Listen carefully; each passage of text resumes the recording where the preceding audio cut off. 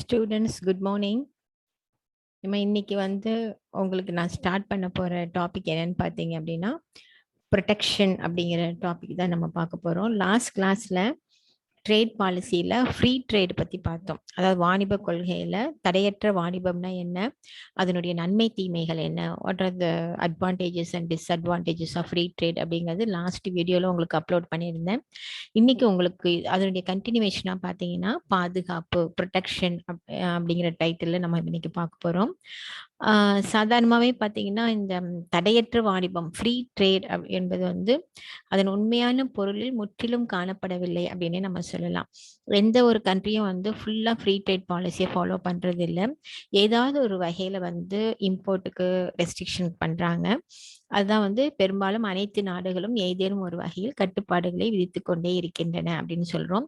அதனாலதான் அந்த கட்டுப்பாடுடன் கூடிய ஒரு வாணிப கொள்கை தான் ப்ரொடெக்டிவ் ட்ரேட் பாலிசி அப்படின்னு சொல்றோம். அதாவது ப்ரொடெக்டிவ் ட்ரேட் பாலிசினா இதோடைய மெயின் எய்ம் என்னன்னு பார்த்தீங்கன்னா, with this imposition of this import tariff, அந்த குவான்டிடேட்டிவ் ரெஸ்ட்ரிக்ஷன், இந்த மாதிரி இந்த டாரிஃப் மூலமா அவங்க they are protecting the domestic industries, home இண்டஸ்ட்ரீஸை ப்ரொடெக்ட் பண்ணுறாங்க. அதான் main from the foreign competition. அந்நிய நிறுவனங்களுடைய போட்டியிலிருந்து உள்நாட்டு தொழிற்சாலைகளை பாதுகாப்பதற்காக கொண்டு வரப்படுவது தான் இந்த ப்ரொடெக்டிவ் ட்ரேட் பாலிசி, பாதுகாப்புடன் கூடிய ஒரு வாணிப கொள்கை அப்படின்னு சொல்றோம். Okay, how this protection is followed, என்னென்ன மெத்தட்ஸ் மூலமா இந்த பாதுகாப்பு என்பதை அரசாங்கம் மேற்கொள்கின்றது என்பதை நம்ம பாயிண்ட் பை பாயிண்டா பார்க்கலாம். இங்க ஃபர்ஸ்ட் பாயிண்ட் என்ன சொல்லியிருக்காங்க அப்படின்னா, imposing restrictions on the import of low priced goods so the demand for home products may be encourage. இது நமக்கு இது சொல்லும் போதே நமக்கு புரியுது. அதாவது சப்போஸ் நம்ம ஒரு எக்ஸாம்பிள் எடுத்துக்கோம். இந்தியாவுக்கு இப்போ ஸ்ரீலங்கால ஒரு ப்ராடக்ட் இம்போர்ட் பண்ணணும்னு வச்சுக்கலாம். ஃபார் எக்ஸாம்பிள், இங்கே ஏதோ ஒரு கம்ப்யூட்டர் ஸ்பேர் பார்ட்டு அது இங்கே ப்ரொடியூஸ் பண்ணுறாங்க, உற்பத்தி பண்ணுறாங்க இந்தியாவில். அதே மாதிரியான ஸ்பேர் பார்ட் ஸ்ரீலங்காலேருந்து நம்ம இறக்குமதி பண்ணுறோம் due to shortage of production வச்சுக்கலாம். அப்படி இறக்குமதி பண்ணும்போது அது நம்மளுடைய ஹோம் மேடு ப்ராடக்டை விட, அதாவது டொமஸ்டிக் இண்டஸ்ட்ரீஸ் உற்பத்தி பண்ணுற ப்ராடக்டை விட ஒரு லோ ப்ரைஸாக இருந்துச்சு அப்படின்னு சொன்னாக்க, பீப்புள் வில் ஸ்விட்ச் ஓவர் டு தட் கமாடிட்டி. எல்லாரும் அதை வாங்க ஆரம்பிச்சிருவாங்க. Then the home industries will incur loss. அதை அவாய்ட் பண்ணுறதுக்காக இந்த லோ ப்ரைஸ்டு குட்ஸ் மேலே ஒரு ரெஸ்ட்ரிக்ஷனை அரசாங்கம் கொண்டு வரும். அந்த ரெஸ்ட்ரிக்ஷனை கொண்டு வர்றது மூலமா நம்ம ஹோம் ப்ராடக்ட்ஸை நல்லா சேல் ஆகும், அது என்கரேஜ் பண்றோம் என்பது ஃபர்ஸ்ட் ஒரு பாயிண்டா சொல்றாங்க. அதாவது விலை மலிவான பொருட்களின் இறக்குமதி மீது தடைகளை விதிப்பதன் மூலம் உள்நாட்டு பொருட்களுக்கான தேவை ஊக்குவிக்கப்படலாம் என்பது ஃபர்ஸ்ட் பாயிண்ட். அந்த தடைகள் எப்படி இருக்கும் என்பது செகண்ட் பாயிண்ட்ல பாருங்க. Imposing import duties to raise the price of foreign goods at par with the domestic goods. Okay, அங்கிருந்து வரும்பொழுது, வெளிநாட்டுல இருந்து இங்க நம்ம இறக்குமதி செய்யும் பொழுது அது லோ பிரைஸ்டு குட்டா தான் இருக்கும். ஆனா அதுக்கு when we impose the duty, okay, அதுக்கு இறக்குமதி வரி அந்த பொருள் மீது விதிக்கும் பொழுது அதனுடைய விலையும் அந்த பொருளின் விலையும் நம்ம உள்நாட்டில் தயாரிக்கப்படக்கூடிய பொருளின் விலையும் ஈக்குவல் ஆகிடும். ஸோ அப்போ அதுக்கு ஒரு ஹை டிமாண்ட் அந்த ப்ராடக்ட் போகாது. அது செகண்ட் ஒரு செகண்ட் ரெஸ்ட்ரிக்ஷனாக கொண்டு வர்றாங்க. உள்நாட்டு பொருட்களுக்கு சமமாக வெளிநாட்டு பொருட்களின் விலையை அதிகரிக்கும் நோக்கில் இறக்குமதி வரிகளை சுமத்துதல். ஓகே, இது செகண்ட் பாயிண்டா சொல்றாங்க. Third fixing import quotas are imposing other non tariff restrictions like licence which make import of cheap foreign goods either difficult or impossible. இதுவுமே பார்த்தீங்கன்னா fixing import quota. Import quota அப்படின்னா உள்நாட்டு பொருட்களுக்கு அதாவது இறக்குமதி பங்கு அளவை நிர்ணயம் செய்தல். இறக்குமதி பங்கு அளவு இவ்வளவுதான் இறக்குமதி செய்ய வேண்டும் அப்படின்னு சொல்லிட்டு ஒரு அளவு நிர்ணயம் பண்ணிடுவாங்க. அல்லது imposing other non tariff restrictions, வரி இல்லாம, இறக்குமதி வரி இல்லாமல் நீங்க எங்க நாட்டுக்கு பொருட்களை அனுப்பணும்னா லைசன்ஸ் வாங்கணும். ஸோ அதுக்கு லைசன்ஸ் ஃபீ கட்டணும். அந்த லைசன்ஸ் ஃபீஸ் அதிகமா இருக்கும். அப்போ அவங்க என்ன பண்ணுவாங்க, அந்த லைசன்ஸ் ஃபீயை பொருட்களின் விலையில தான் சேர்ப்பாங்க. அப்போ பொருட்களின் விலை அதிகரிக்கும். ஸோ அதை நான் டாரிஃப் ரெஸ்ட்ரிக்ஷன் சொல்றோம். இது மாதிரி பண்ணும்பொழுது அந்த இம்போர்ட் ஆஃப் அந்த சீப் ஃபாரின் குட்ஸ் இருக்கு, ரொம்ப விலை மலிவான அந்த வெளிநாட்டு பொருட்கள் கொஞ்சம் விலை அதிகமாக விற்கக்கூடிய சூழல் ஏற்பட்டுடும். அது எய்தர் டிஃபிகல்ட் ஆர் இம்பாசிபிள். அவங்களால வந்து இங்கே நம்ம நாட்டுக்கு ஏற்றுமதி பண்ண முடியாத சூழல் கூட ஏற்படலாம். ஸோ இதுதான் வந்து தேர்ட் பாயிண்டா சொல்றாங்க. அதாவது நான் தமிழ்ல சொல்றேன், இது இறக்குமதி பங்கை நிர்ணயித்தல் அல்லது ஏனைய வரிகளற்ற கட்டுப்பாடுகளான உரிமம்னா லைசன்ஸ் போன்றவற்றை விதித்தலின் மூலம் மலிவான அயல்நாட்டு பொருட்களின் இறக்குமதியை சாத்தியமில்லாததாகவோ அல்லது கடினமான பணியாகவோ ஆக்குதல் அப்படின்னு சொல்லலாம். நெக்ஸ்ட் பாயிண்ட் என்னன்னு பார்த்தீங்கன்னாக்கா, giving subsidies to domestic industries. So to protect the domestic industries or to increase the production of the domestic industries, அதனுடைய சேல்ஸ் அதிகரிக்கணுங்கிறதுக்காக சப்சிடிஸ் மானியங்கள் வந்து உள்நாட்டு தொழிற்சாலைகளுக்கு கொடுக்கறது. So that they become capable of competing with cheap foreign goods. So that அவங்களால வந்து அந்த ஃபாரின் குட்ஸ் வெளிநாட்டு பொருட்களுடைய விலை மலிவான வெளிநாட்டு பொருட்களுக்கு இணையாக தங்களுடைய பொருட்களை விற்பனை செய்ய முடியும். இந்த மாதிரி தான் ஹோம் இண்டஸ்ட்ரீஸ் வந்து ப்ரொடெக்ட் பண்றது. இது ஒரு மெத்தட். மலிவான அயல்நாட்டு பொருட்களுடன் போட்டி போட ஏதுவாக உள்நாட்டு தொழில்களுக்கு உதவி நிதி வழங்குதல், அதான் வந்து சப்சிடி கொடுக்கறது. ஃபிஃப்த் பாயிண்ட் என்னன்னு பார்த்தீங்கன்னா, மேனிப்புலேஷன் ஆஃப் எக்ஸ்சேஞ்ச் ரேட்ஸ், மாற்று வீதங்களை மாற்றுதல். இந்த மாற்று வீதங்கள் வந்து அந்த கரன்சியினுடைய மாற்று வீதம் எக்ஸ்சேஞ்ச் ரேட் இருக்கும் இல்லையா, இம்போர்ட் எக்ஸ்போர்ட், அதை வந்து சேஞ்ச் பண்றது. அது நமக்கு ஒரு தனி கால்குலேஷனே போடலாம், அதை எப்படி சேஞ்ச் பண்றது அப்படிங்கிறது. அதுக்கடுத்து பார்த்தீங்கன்னா இது வந்து ரொம்ப ரொம்ப ரேரா தான் இந்த மெத்தடுக்கு போவாங்க. Mostly they will go for import duty, இறக்குமதி வரி, கோட்டா, குவான்டிடேட்டிவ் ரெஸ்ட்ரிக்ஷன்ஸ் அப்படின்னு சொல்றோம், பங்களவுகள், அதுக்கப்புறம் லைசன்ஸ் ஃபீ கொண்டு வர்றது, சப்சிடிஸ் கொடுக்கறது, இதுதான் மெயினாக ஃபாலோ பண்ணுவாங்க. அப்போ எக்ஸசைசிங் ஃபாரின் எக்ஸ்சேஞ்ச் ரெஸ்ட்ரிக்ஷன்ஸ் கொண்டு வரலாம், அந்நிய செலாவணி தடைகளை அமல்படுத்துதல். இதுவுமே வந்து ரொம்ப ஒரு அதிகமாக நம்முடைய நாடு பாதிக்கப்படுது, நம்முடைய பேலன்ஸ் ஆஃப் பேமெண்ட் வந்து ரொம்ப அன்ஃபேவரபிளாக இருக்கு அப்படின்னு சொல்லும்பொழுது லாஸ்ட் டூ மெத்தடை வந்து ஃபாலோ பண்ணுவாங்க. So these are all some of the methods okay to restrict the import அப்படின்னு சொல்லலாம். இந்த மெத்தட்ஸ் மூலமாக தான் வந்து இறக்குமதியை வந்து ரெஸ்ட்ரிக்ட் பண்ணி the government is trying to protect the domestic industries, உள்நாட்டு தொழிற்சாலைகளை பாதுகாக்கிறதுக்கு ட்ரை பண்ணுறாங்கன்னு சொல்லுவோம். அதுக்கடுத்து இப்போ இந்த ட்ரேட் பாலிசியில் உங்களுக்கு வந்து ஃப்ரீ ட்ரேடுக்கு அடுத்து ப்ரொடெக்ஷன் வந்து எந்த அளவு வந்து ஃபேவரபுளாக இருக்குது, அதனுடைய நன்மைகள் என்ன அப்படிங்கிறத நம்ம பார்க்கலாம். அந்த பாதுகாப்பிற்கு சாதகமான விவாதங்கள் அப்படின்னு சொல்கிறோம், arguments in favour of protection. Okay, இந்த அதாவது தடைகளுடன் கூடிய வாணிப கொள்கை. Okay, to protect the home, இந்த ப்ரொடெக்ஷன் அப்படின்னு சொல்றது to protect the home industries தான் நம்ம எப்பவுமே ஞாபகம் வச்சுக்கணும். ஸோ இதுல பாத்தீங்க அப்படின்னாக்க ஒரு மீனிங்ஃபுல் ஆர்குமெண்ட்ஸ் வந்து இதுக்கு ஃபேவரா நிறைய கொடுத்துருக்காங்க. ஃபர்ஸ்ட் ஒன் என்னன்னு பாருங்கன்னா, இம்ப்ரூவ்ஸ் டேர்ம்ஸ் ஆஃப் ட்ரேட், அதாவது வாணிபத்தின் கூறுகளை மேம்படுத்துகின்றது அப்படின்னு சொல்றோம். இது வந்து according to modern economist, they argues that the imposition of tariffs on imports improves the rate at which the country's exports are exchanged for imports. இது ரொம்ப சிம்பிளா அவங்க சொல்லியிருக்காங்க. அதாவது இறக்குமதிகள் மீதான சுங்க வரிகளானது, இறக்குமதிகள் மீது சுங்க வரிகளை விதிக்கும் பொழுது நாட்டின் இறக்குமதிக்கு பரிமாற்றப்படும் ஏற்றுமதிகளின் வீதத்தை நிச்சயம் அபிவிருத்தி செய்யும் என்று நவீன பொருளியல் அறிஞர்கள் கூறுகின்றார்கள். அதாவது இறக்குமதிக்கு நம்ம வந்து இம்போர்ட் டியூட்டி லெவி பண்ணணும் அப்படின்னு சொன்னாக்க கண்டிப்பா ஏற்றுமதி மூலமா ஏற்றுமதியை வந்து அதிகரிப்பதற்கு நம்ம நாட்டுல இருந்து ஏற்றுமதி செய்யக்கூடிய பொருட்கள் வந்து அதிகமாவதற்கு வாய்ப்பு உண்டு. ஏன் அப்படின்னா, நம்ம இறக்குமதியை வந்து கண்ட்ரோல் பண்றதுக்காக நம்ம வந்து நிறைய வரிகள் விதிக்கும் பொழுது டொமஸ்டிக் ப்ரொடக்ஷன் வந்து இன்க்ரீஸ் ஆகும். Domestic industry produce more commodities since their products are selling more okay when compared to the imported goods. இவங்களுடைய goods நல்லா சேல் ஆக நிறைய உற்பத்தி பண்ணுவாங்க. So they are motivated to export the products. அவங்க வந்து ப்ராடக்ட்டை எக்ஸ்போர்ட் பண்றதுக்கு அவங்களுக்கு ஒரு மோட்டிவேஷன் வரும். அதனால ஏற்றுமதி ஆட்டோமேட்டிக்கா வந்து அதிகரிப்பதற்கு வாய்ப்பு இருக்கு அப்படின்னு சொல்லலாம். இன் அதர் வேர்ட்ஸ் என்ன சொல்றாங்கன்னா, a tariff improve its terms of trade because the foreign exporter is forced to pay some part of the import duty. foreign exporter வந்து கண்டிப்பா நீங்க import duty கட்டிதான் ஆகணும் அப்படின்னு சொல்றதுனால அவங்களுடைய அந்த பொருட்களுடைய இன்கம் வருகை வந்து கொஞ்சம் குறையும். அதனால நம்முடைய டொமஸ்டிக் இண்டஸ்ட்ரீஸ்னுடைய ப்ரொடக்ஷன், அதனுடைய சப்ளை எல்லாமே இன்க்ரீஸ் ஆகிறதுக்கு வாய்ப்பு. இது ஃபர்ஸ்ட் பாயிண்ட், இது போதும். செகண்ட் பாயிண்ட் பார்த்தீங்கன்னா, facilitates bargaining in trade negotiations, அதாவது தமிழ்ல வந்து வாணிப பேச்சுவார்த்தைகளில் பேரம் பேசுதலை எளிதாக்குதல். இதுதான் வந்து facilitates bargaining in trade negotiation. நெகோசியேஷன்னா பேச்சுவார்த்தை இல்லை. அதாவது சுங்க வரி சுமை மற்ற நாடுகளுடனான வாணிபத்தில் பேரம் பேச உள்நாட்டிற்கு உதவுகின்றது. ஓகே, அதாவது சுங்க வரியினால் ஏற்படக்கூடிய சுமையினால அந்த எக்ஸ்போர்ட் கண்ட்ரிஸ் என்ன பண்ணுவாங்கனாக்க, எந்த கண்ட்ரி நம்ம நாட்டுக்கு வந்து பொருட்களை வந்து ஏற்றுமதி பண்றாங்க அந்த நாடு மற்ற நாடுகளிலும் கூட பேரம் பேசுவாங்க.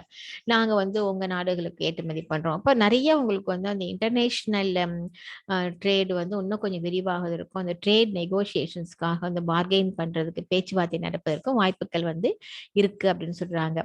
இங்கிலீஷ்ல வந்து the imposition of tariff enables the home country to bargain in trade negotiations with other countries. இப்போ நம்ம இந்தியா இருக்குன்னு வச்சுக்கோங்களேன்.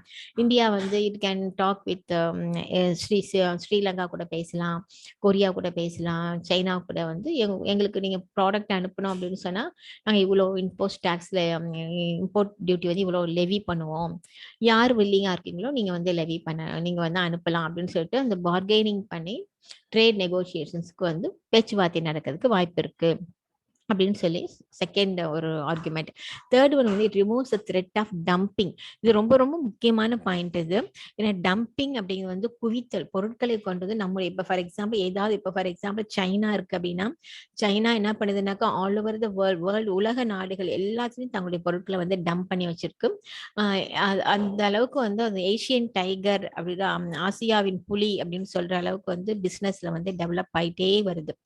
ஸோ அது மாதிரி நம்ம நாட்டில் இப்போ வந்து வேற ஒரு நாட்டினுடைய பொருட்கள் டம்ப் ஆகாம நம்ம குவிதலை நம்ம தடுக்கணும் அப்படின்னு சொன்னாக்க we have to go for this import duty. இதை நம்ம இறக்குமதி வரி விதிக்கணும், குவான்டிடேட்டிவ் ரெஸ்ட்ரிக்ஷன்ஸ், அதாவது கோட்டா பங்கு அளவைகள் தீர்மானம் செய்யணும், அதுக்கடுத்து வந்து லைசன்ஸ் ஃபீ கொண்டு வரணும். இந்த மாதிரி லைசன்ஸ் வாங்கினாதான் இங்க நீங்க இறக்குமதி செய்யலாம். இந்த மாதிரி கொண்டு வரும்பொழுது கொஞ்சம் அவங்க வந்து யோசிப்பாங்க டம்ப், ஏன்னா அவங்க பொருட்களுடைய விலை அதிகமாயிடும் இல்லைங்களா இந்த மாதிரி ஃபீஸ் எல்லாம் கட்டும்பொழுது. அப்போ வந்து they cannot dump their product in our home market. அதான் dumping refers to இப்போ அதுக்கு மீனிங் கொடுக்குறாங்க பாருங்க. dumping refers to the sale of product in a foreign market at a lower rate than in the domestic market. இப்போ வந்து ஸ்ரீலங்கா இருக்கு அப்படின்னா அவங்க வந்து தங்களுடைய டொமஸ்டிக் மார்க்கெட்ல ஒரு பொருளை அவங்க நாட்டில் வந்து ஒரு பொருளை 10 ருபீஸ்க்கு சேல் பண்றாங்கன்னா அதே பொருளை வந்து நம்ம நாட்டில் வந்து 5 ருபீஸ் கூட சேல் பண்ணுவாங்க. அப்போ வந்து ஆட்டோமேட்டிக்கா என்ன ஆகும்னாக்க நம்ம நிறைய வாங்க ஆரம்பிப்போம். அப்போ வந்து நிறைய டம்ப் பண்ணுவாங்க அந்த ப்ராடக்ட். அதான் sale of product in foreign market at a lower rate than in the domestic market. But tariff aims at discouraging dumping of foreign goods in the domestic market. நம்ம இதை தடுக்கணும் அப்படின்னா we have to go for a tariff on that particular commodity. அந்த பொருள் மேல நம்ம tariff Levy பண்ணணும். So இதுதான் வந்து முக்கியமான இந்த டம்பிங் அவாய்ட் பண்றதுக்கு இது முக்கியமான ஒரு அதை டம்பிங் அவாய்ட் பண்றதுக்கு ஒரு முக்கியமான இந்த டாரிஃப் இம்போர்ட் டாரிஃப்ங்கிறது ரொம்ப முக்கியமான ஒரு ரோல் இருக்கு. அடுத்து a country which is out of jealousy wants to outset another country from the international market or wants to ruin the industries of other country may dump her goods in the national and international market. இந்த டம்பிங்க்கு வந்து நிறைய காரணங்கள் இருக்கு. தங்களுடைய ப்ராடக்ட்டை வந்து சீப்பா விற்கணும்னு நினைக்கலாம், அல்லது நம்முடைய மார்க்கெட்டை வந்து யாராவது வந்து நம்முடைய டொமஸ்டிக் இண்டஸ்ட்ரீஸ் வந்து அப்படி எப்படியாவது ஸ்பாயில் பண்ணணும்னு சொல்லி ஒரு ஜெலஸ்ல நினைச்சிட்டு வேணும்னே அவங்க மார்க்கெட் அவங்களுடைய ப்ராடக்ட்டை கொண்டு வந்து டம்ப் பண்ணி நம்ம எல்லாம் அந்த ப்ராடக்ட்டுக்கு அடிக்ட் ஆன பிறகு விலையை ஏற்றுவாங்க. இந்த மாதிரியான நிறைய ஒரு இதெல்லாமே காரணங்கள்லாம் இருக்கு. பட் ஆரம்பத்திலேயே நம்ம டம்பிங்கை வந்து தடுக்கிறதுக்கு இந்த ப்ரொடெக்ஷன் பாலிசி வந்து ரொம்ப முக்கியமா, இந்த ட்ரேட் பாலிசி ரொம்ப முக்கியமானதா இருக்குன்னு சொல்லலாம். அடுத்து ஃபோர்த் பாயிண்ட் வந்து enables the diversification of home industries. அதாவது நம்ம இம்போர்ட் டியூட்டி லெவி பண்றதுனால ஹோம் இண்டஸ்ட்ரீஸ்க்கு நம்ம ப்ரொடெக்ஷன் கொடுக்குறோம். அப்போ ஹோம் இண்டஸ்ட்ரீஸ் வந்து டைவர்சிஃபைடா பல இடங்கள்ல வந்து நிறைய பிரான்ச்சஸ் எல்லாம் ஓபன் பண்ணி அவங்க நிறைய தங்களுடைய ப்ராடக்ட்ஸை வந்து தங்களுடைய ப்ரொடக்ஷனை வந்து இன்க்ரீஸ் பண்றதுக்கு வாய்ப்பு இருக்கு. நிறைய எம்ப்ளாய்மெண்ட் ஆப்பர்ச்சுனிட்டிஸ் கொடுப்பாங்க. ஆனா நம்மளுடைய எக்கானமி வந்து நல்ல இண்டஸ்ட்ரியல் லெவல்ல டெவலப் ஆகிறதுக்கு வாய்ப்புகள் இருக்கு அப்படின்னு சொல்லலாம். Protection encourages the development of many industries. Under the free trade, the industries having a comparative advantage would develop while the other industries are neglected, leading to lopsided development. ஒரு பக்கமான வளர்ச்சி தான் இருக்கும். ஆனா இதுல வந்து உங்களுக்கு வந்து ஓவரால் டொமஸ்டிக் இண்டஸ்ட்ரீஸ் டெவலப்மெண்ட் வர்றதுக்கு வாய்ப்பு இருக்கு அப்படின்னு சொல்லி நம்ம சொல்லலாம். ஓகே, அது மட்டும் இல்லாம நெக்ஸ்ட் பாயிண்ட், ஃபிஃப்த் பாயிண்ட் என்னன்னு பாத்தீங்கன்னாக்கா facilitates protection of infant industries. Infant இண்டஸ்ட்ரினா ஆரம்ப நிலை தொழிற்சாலைகள் அப்படின்னு சொல்றோம், அல்லது தொடக்க பருவத்தில் காணப்படும் தொழிற்சாலைகள். இன்ஃபேண்ட்னா குழந்தை தொழிற்சாலை, குழந்தைகள் சொல்றோம், அதுக்காக குழந்தைகள் தொழிற்சாலை கிடையாது, பேபிஸ் நம்ம இன்ஃபேண்ட் சொல்றது மாதிரி புதிதாக ஆரம்பிக்கப்படும் தொழிற்சாலைகளுக்கு இன்ஃபேண்ட் இண்டஸ்ட்ரி அப்படிங்கிற ஒரு பெயர் உண்டு. ஸோ புதிதாக தொடங்கப்படும் தொழிற்சாலைகள் குழந்தைகளைப் போல கையாளப்பட்டு பாதுகாக்கப்பட வேண்டும். அதற்காகவும் அந்த அந்த தொழிற்சாலைகள் வளரவும் வளர்ந்த தொழில்களுடன் போட்டியிடும் வகையில் அவர்களை பாதுகாக்கவும் இந்த ப்ரொடெக்டிவ் பாலிசி, அந்த இம்போர்ட் டியூட்டி இதெல்லாம் ஹெல்ப்ஃபுல்லா இருக்கும் அப்படின்னு சொல்லலாம். இப்போ newly started industries should be treated like babies and protected like children. They should be allowed to grow and muster strength in order to compete with the established industries. அப்பதான் அவங்க நல்ல well developed இண்டஸ்ட்ரியோட இவங்களாலையும் compete பண்ண முடியும். Foreign competition shall certainly kill infant industries. நம்ம infant இண்டஸ்ட்ரியை டைரக்டா ஃபாரின் இண்டஸ்ட்ரியோட நம்ம மோத விட்டோம்னாக்கா அது ரொம்ப கஷ்டம். ஆனால் which have to face many problems and encounter many difficulties. So அதனால இந்த இனிஷியல் ஸ்டேஜில் we have to protect the infant industries by going for import duty or some other protective measures. Okay. அடுத்தது இது எல்லாமே இந்த ஆர்குமெண்ட்ஸ் எல்லாமே நல்லது. இது யாரெல்லாம் ஃபேவர் பண்ணியிருக்காங்கன்னா மார்ஷல், பிகு, இவங்க எல்லாமே இன்ஃபேண்ட் இண்டஸ்ட்ரீஸ்க்கு ப்ரொடெக்ட் பண்றதுக்கான கருத்துக்களை சொல்லியிருக்காங்க. அதுக்கடுத்து பார்த்தீங்கன்னா with provides facilitates for re equipping and regaining competitiveness. Okay, competitiveness போட்டித்தன்மையை மறுபடியும் உருவாக்கி கொள்வதற்கு இந்த ப்ரொடெக்டிவ் பாலிசி யூஸ்ஃபுல்லா இருக்கும் அப்படின்னு சொல்றாங்க. Tariffs can be used as a measure to protect the industries which lose competitiveness temporarily. Okay, இந்த மாதிரி நம்ம ப்ரொடெக்டிவ்னஸ் கொடுக்கும் பொழுது அவங்க டெம்பரரியா அவங்களுக்கு அந்த காம்படிட்டிவ் மூட் இல்லைன்னாலுமே இன் ஃபியூச்சர் அவங்க ரீகெயின் பண்றதுக்கு வாய்ப்பு இருக்கு. ஏன்னா சில நேரங்களில் அன்எம்ப்ளாய்மெண்ட் ப்ராப்ளம் வராமல் தடுக்கணும் அப்படிங்கிற போகும்போது இந்த ரீகெயின் பண்ணிப்பாங்க. அது ஹெல்ப்ஸ் இந்த ப்ரொடெக்ஷன் ஆஃப் கீ இண்டஸ்ட்ரீஸ். முக்கியமான தொழிற்சாலைகள் நம்ம டெவலப் பண்றதுக்கு ரொம்ப நெசசரி குட்ஸ், எசென்ஷியல் குட்ஸ், அப்புறம் நம்ம நாட்டில் எது நம்ம வெல்வர்ஸ்டா ஸ்பெஷலைஸ்டா இருக்கோமோ அந்த இண்டஸ்ட்ரீஸ்லாம் நம்ம நல்லா டெவலப் பண்ணிக்கிறோம் அப்படின்னா we have to go for this protective policy அப்படின்னு சொல்லலாம்.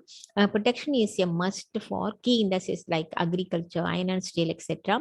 because this must be the principal aim of trade policy of any country. ஏன்னா அவங்களுடைய பிரின்சிபல் எய்ம் உள்நாட்டில் உள்ள முக்கியமான தொழிற்சாலைகளை பாதுகாக்க வேண்டும் என்பதுதான் முக்கியமான நோக்கமாக இந்த பாதுகாக்கப்பட்ட வாணிப கொள்கையில இருக்கு. அதனால moreover the economic prosperity of a nation largely depends upon the development of her key or basic industries. எந்த ஒரு நாடு தங்களுடைய முக்கியமான தொழிற்சாலைகளை வளர்ச்சியடைய செய்கின்றதோ அந்த நாடு தான் அவங்களுடைய எக்கனாமிக் பெர்ஃபார்மன்ஸ் நல்லா இருக்கும், அவங்களுடைய டெவலப்மெண்ட்டுமே நல்லா இருக்கும் அப்படின்னு சொல்லலாம். அடுத்து it cures unemployment problem is well and good. எப்பவுமே பார்த்தீங்கன்னா உங்களுக்கு நம்ம டொமஸ்டிக் இண்டஸ்ட்ரீஸை ப்ரொடெக்ட் பண்ணும் பொழுது த்ரூ த இம்போர்ட் டேரிஃப் மூலமா டொமஸ்டிக் உள்நாட்டு தொழிற்சாலைகளை பாதுகாக்கும் பொழுது உள்நாட்டு தொழிற்சாலைகள் டைவர்சிஃபை ஆகி நிறைய இடங்கள்ல நிறைய உற்பத்தி அதிகரிக்கும், நிறைய பிரான்ச்சஸ் ஓப்பன் பண்ணும், அப்போ நிறைய பேருக்கு வேலை வாய்ப்பு கொடுக்கலாம். அதனால இந்த அன்எம்ப்ளாய்மெண்ட் அப்படிங்கிற ப்ராப்ளத்தை கியூர் பண்றதுக்கு இது ஒரு வாய்ப்பாக இருக்கும். அதே போல reduces the balance of payment deficit. நமக்கு எப்பவுமே பார்த்தீங்கன்னா எப்போ balance of payment when export is equal to import. Okay, ரெண்டும் உங்களுக்கு அந்த மாதிரி சமயத்தில் பேலன்ஸ் ஆஃப் பேமெண்ட் ஈக்குவலாக இருக்கும். இப்போ சில நேரங்களில் நமக்கு இம்போர்ட் அதிகமாகவும் எக்ஸ்போர்ட் குறைவாகவும் இருந்துச்சு வச்சுக்கோங்களேன். அது நம்ம இப்போ 1200 crores நம்ம இறக்குமதி பண்ணிட்டு வெறும் 1000 crores அளவுக்குள்ள பொருட்களை தான் ஏற்றுமதி பண்றோம்னா 200 crores நமக்கு டெபிசிட் ஆயிரும். ஸோ இந்த மாதிரி டெபிசிட்லாம் நம்ம அவாய்ட் பண்ணணும் அப்படின்னு சொன்னாக்க நம்ம டேரிஃப் நம்ம பண்ணும்போது டேரிஃப் லெவி பண்ணும்பொழுது இறக்குமதி வரி விதிக்கும் பொழுது கொஞ்சம் இறக்குமதி குறைஞ்சிரும், நம்ம நிறைய ஏற்றுமதி பண்ணுவோம். அப்ப நமக்கு பேலன்ஸ் ஆஃப் பேமெண்ட் டெபிசிட் குறையும், ஒரு ஃபேவரபுளா உங்களுக்கு சர்ப்ளஸ் வர்றது கூட வாய்ப்பு இருக்கு. Tariffs help in restricting the imports of unnecessary goods and try to reduce the balance of payment deficit. They assist in conserving foreign exchange, which can be used for importing essential goods and services for import substitution industries and for the export sector அப்படின்னு சொல்றோம். அதே போல it generates revenue for the government. உங்களுக்கு தெரியும் நம்ம partial equilibrium அனாலிசிஸ்ல revenue effect ஒன்று படிக்கிறோம். எப்படி இந்த இம்போர்ட் டேரிஃப் மூலமா how the government is getting the revenue okay, கண்டிப்பா இது மூலமா, இந்த டாரிஃப் மூலமா உள்நாட்டு தொழிற்சாலைகளும் பாதுகாக்கப்படுகின்றன. At the same time government will also get the revenue. அரசாங்கத்துக்கு வருவாயும் கிடைக்கும். Tariff helps in the generation of revenue to the government. அரசாங்கத்துக்கு வருவாய் கிடைக்கும். And protect home industries from competition from foreign industries. Especially in less developed countries, குறைந்த வளர்ச்சி உள்ள நாடுகளில் வந்து revenue collection is the main objective of tariff. இது வந்து ஒரு முக்கியமான நோக்கம். ஏன்னா லெஸ் டெவலப்டு கண்ட்ரீஸ்க்கு வந்து they will be lack of, அதாவது அவங்களுக்கு ஷார்டேஜ் ஆஃப் கேபிட்டல் ஷார்டேஜாக இருக்கும். ஸோ தேர் மெயின் எய்ம் வந்து டாரிஃப் இது ரெவென்யூ மொபிலைசேஷனாக இருக்கும் அப்படின்னு சொல்லலாம். The imposition of protective duties shall bring handsome revenue. கண்டிப்பாக வந்து இந்த ப்ரொடெக்டிவ் டியூட்டிஸ் நல்ல ஒரு ரெவென்யூ கொடுக்கும். அடுத்து ப்ரொடெக்ட்ஸ் ஹை டெக்னாலஜி இண்டஸ்ட்ரீஸ் இன் டெவலப்டு நேஷன். அதே போல் டெவலப்டு நேஷனில் வந்து ஹை டெக்னாலஜி இண்டஸ்ட்ரீஸ் வந்து ப்ரொடெக்ட் பண்ணுறதுக்கு இந்த டாரிஃபை வந்து பயன்படுத்திக்கலாம். ஓகே, நிறைய உங்களுக்கு நன்மைகள் இருக்கு. நீங்க ஏதாவது ஒரு 10 நன்மைகள் நீங்க ஞாபகம் வச்சுட்டா போதும். But you have to understand all this concept. அப்போ நேச்சுரல் ரிசோர்சஸ் நம்ம வந்து கன்சர்வ் பண்றதுக்கு, அதை பயன்படுத்துவதற்கு இது எல்லாமே இது வந்து யூஸ்ஃபுல்லா இருக்கும். அதே போல facilitates high rates of wages. நல்ல வேஜ் கொடுக்கறதுக்கு டாரிஃப் மூலமா உள்நாட்டு தொழிற்சாலைகள் வளர்ச்சி அடைவதனால உள்நாட்டில் தொழிற்சாலைகள் வேலை பார்க்கக்கூடிய அந்த லேபரர்ஸ்க்கு வந்து நல்ல வேஜ் கொடுக்க முடியும். ஹோம் மார்க்கெட் வந்து எக்ஸ்பேண்ட் ஆகும். மணி ரீடைன்ஸ் மணி அட் ஹோம். உள்நாட்டில் உள்ள பணம் உள்நாட்டிலே வந்து சுரண்டு கொண்டு இருக்கும் அப்படின்னு சொல்லலாம். டைம் ஆஃப் வார் காலங்களில் நம்ம வந்து மற்ற நாடுகளை சார்ந்து இல்லாமல் நமக்கு ஒரு செல்ஃப் சஃபிஷியன்சி, நாமே நம்முடைய தேவையான பொருட்களை வந்து உற்பத்தி செய்யக்கூடிய திறமை எல்லாமே வந்து டெவலப் ஆயிருக்கும். அது செல்ஃப் சஃபிஷியன்சி, நம் தன்னிறைவு என்பது. Utilization of ideal resources. Okay, அதாவது பயன்படுத்தப்படாத வளங்களை கூட நாம் பயன்படுத்தி நம்முடைய உற்பத்தியை வந்து அதிகரிக்கலாம். இது மாதிரி 18க்கும் மேற்பட்ட மெரிட்ஸ் வந்து கொடுத்துருக்காங்க. நீங்க ஈவன் தோ இது எல்லாத்தையும் நீங்க படிச்சாலுமே வந்து நீங்க ஒரு 10 to 12 மெரிட்ஸ் மட்டும் நீங்க எக்ஸாம்ல எழுதினா போதும். ஓகே, அதே சமயத்துல இந்த ப்ரொடெக்ஷனுக்கு இவ்வளவு ஆர்குமெண்ட்ஸ் இன் ஃபேவரா இருந்தாலுமே இதுக்கு அகெயின்ஸ்டா சில ஒரு பாயிண்ட்ஸுமே கொடுத்துருக்காங்க. ப்ரொடெக்ஷனால என்ன வந்து எதிரான கருத்துக்கள், என்ன தீமைகள் ஏற்படும் அப்படின்னு சொல்லிட்டு, அதாவது பாதுகாப்புக்கு எதிராக முன்வைக்கப்பட்ட வாதங்கள் இங்கே இருக்கு பாருங்க. In spite of valid arguments put forward in favor of protection, there are also several demerits of protection. Various arguments that are raised against protection are summarized below. First one என்ன சொல்றாங்கன்னா, under protection home manufacturers lose interest and enthusiasm in developing the industry. ஏன்னா அவங்களுக்கு வந்து protection government கொடுத்துட்டே இருக்கிறதுனால they are all very protective in nature. நல்ல ஒரு பாதுகாக்கப்பட்ட ஒரு சூழல் இருக்கும் அப்படின்னு சொல்லிட்டு அவங்க கொஞ்சம் வந்து லெத்தாஜிக்கா இருப்பாங்க அப்படிங்கிறது ஒரு argument. They claim protection as a right and carry on their activities without any serious and sincere attempts to bring innovation in the technique and process of production. அவங்க வந்து அரசாங்கம் நமக்கெல்லாம் பாதுகாப்பு கொடுப்பது, நம்முடைய தொழிற்சாலைகள் பாதுகாப்பு கொடுப்பது அரசாங்கத்தினுடைய ரைட்டு, அது அவங்களுடைய கடமை, கண்டிப்பா கொடுத்துதான் ஆகணுங்கிற மாதிரி நினைக்க ஆரம்பிச்சிருவாங்க. அதனால அவங்க என்ன பண்ணுவாங்கன்னாக்கா தங்களுடைய இன்னோவேட்டிவ் ஐடியாஸ் டெக்னிக் எல்லாம் ஃபாலோ பண்றதெல்லாம் வந்து உற்பத்தியில வந்து அதெல்லாம் கொண்டு வர்றதுக்கு ரொம்ப எஃபர்ட் போட மாட்டாங்க. ஏன்னா ஆல்ரெடி யாரும் very protective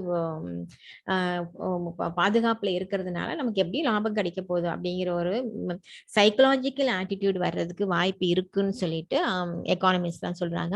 such condition would not be suitable for the development of. இந்த மாதிரி ஒரு ஆட்டிடியூட் வந்துருச்சு அப்படின்னாக்க உள்நாட்டு தொழிற்சாலைகள் வந்து மேல மேல வளர்ச்சி அடைவதற்கு இது தடையா இருக்கும் என்பது இது ஒரு ஆர்குமெண்ட்.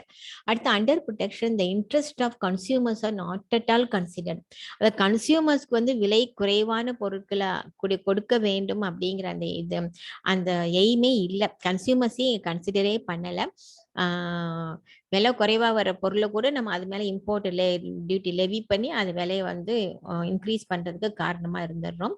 ஆனா நுகர்வோருக்கு இங்கே வந்து முக்கியத்துவம் அளிக்கப்படவில்லை என்பது ஒரு முக்கியமான ஒரு குற்றச்சாட்டா வைக்கிறாங்க.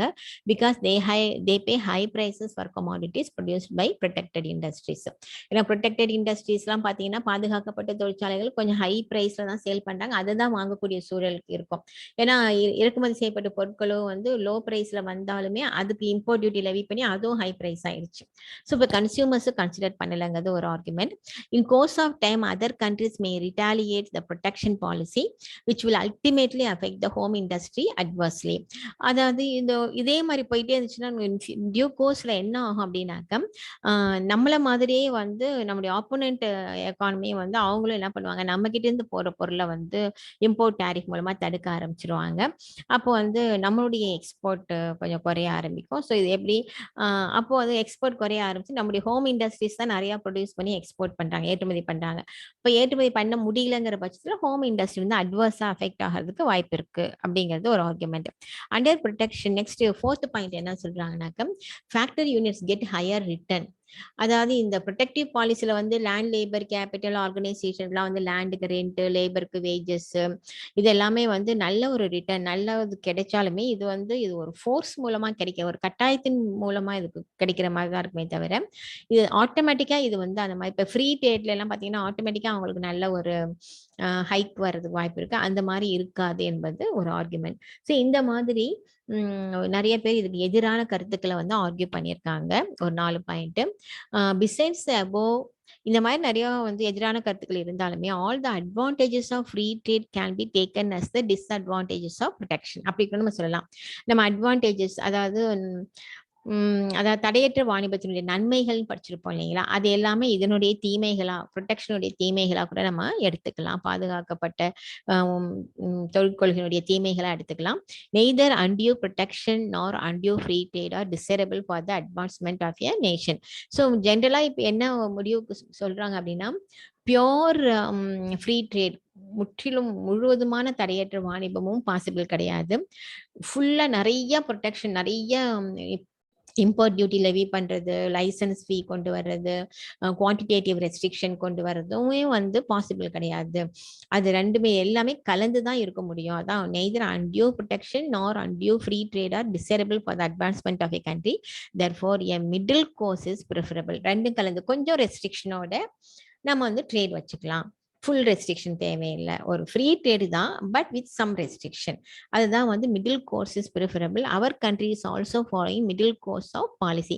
இந்தியாவும் இன்னைக்கு பார்த்தீங்க அப்படின்னா குளோபலைசேஷன் இருந்தாலுமே அவங்க அங்கங்கே ஒரு சில ப்ராடக்ட்ஸ்லாம் வந்து சில ரெஸ்ட்ரிக்டிவ் ட்ரேட் பாலிசியை ஃபாலோ பண்ணிட்டு இருக்காங்க அப்படின்னு சொல்லி நம்ம முடிக்கிறோம். ஸோ இதுதான் வந்து ஃப்ரீ ட்ரேட் வர்சஸ் ப்ரொடெக்ஷன் அப்படிங்கிற அந்த டைட்டிலில் நம்ம அந்த பார்க்குறோம். ஸோ முதல் வீடியோவில் ஃப்ரீ ட்ரேட் தடையற்ற வாணிபம் பற்றி பார்த்தோம். இந்த வீடியோவில் உங்களுக்கு வந்து ப்ரொடெக்ஷன், அதாவது தடையுடன் கூடிய வாணிப கொள்கையை நம்ம வந்து பார்த்துருக்கோம். இதோட நம்ம இந்த கிளாஸ் நம்ம இன்னைக்கு முடிச்சுக்கலாம். அடுத்து நம்ம பார்க்க போகிறது வந்து டாரிஃப்ஸ் அண்ட் எஃபெக்ட்ஸ் அப்படின்னு பார்க்குறோம். சுங்க வரிகளும் அதன் விளைவுகளும், அது வந்து அடுத்த வீடியோவில் பார்க்கலாம். Thank you students.